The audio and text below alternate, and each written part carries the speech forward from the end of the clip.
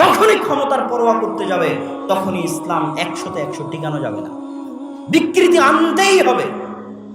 আজ নাম নিয়েই বলতেছি, জামাতে ইসলাম বিকৃতি আনেনি, এনেছে। অগণিত অসংখ্য তাদের সংবিধানের মধ্যে বিকৃতি এনেছে, শুধু রাষ্ট্রীয়ভাবে নিবন্ধন ধরে রাখার জন্য, টিকিয়ে রাখার জন্য। না হলে নিবন্ধন বাতিল হয়ে যাবে। 30% যদি নারী নেতৃত্ব না দেয় দলের মধ্যে, নিবন্ধন দিবে না সরকার।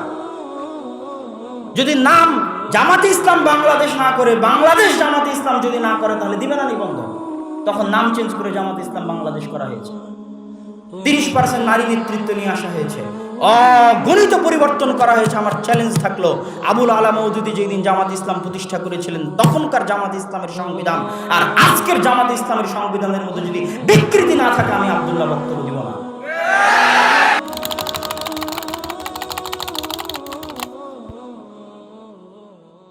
আমরা এই বাংলাদেশকে বিজেপিও কায়দাও চালাতে চাই না, তালেবানিও কায়দাও আমরা চালাতে চাই না।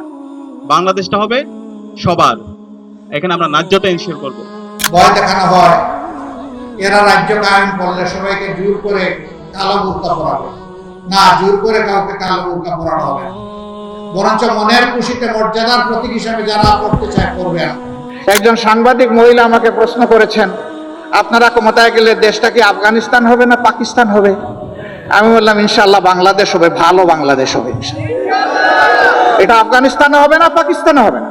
জামাতে ইসলামী ক্ষমতায় গেলে মহিলাদেরকে ঘর থেকে বের হতে দিবে না, আর যদি দেও আস্তে করে এনে জোর করে একটা বোরকা পরাই দেবে, জোর করে পরানো লাগবে না।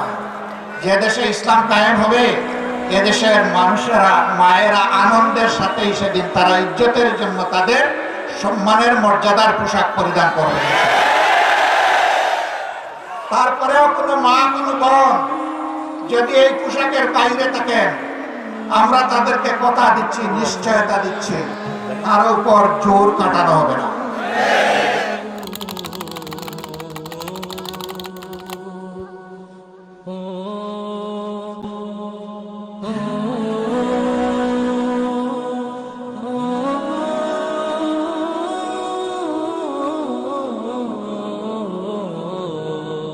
ও শিব ও দুর্গতি মহামায়া মহালয়া বসের দুর্গম ও পার্বতী মহামায়া ওম শান্তি ওম শান্তি। সদস্যবৃন্দ, উপস্থিত দর্শক শ্রোতা,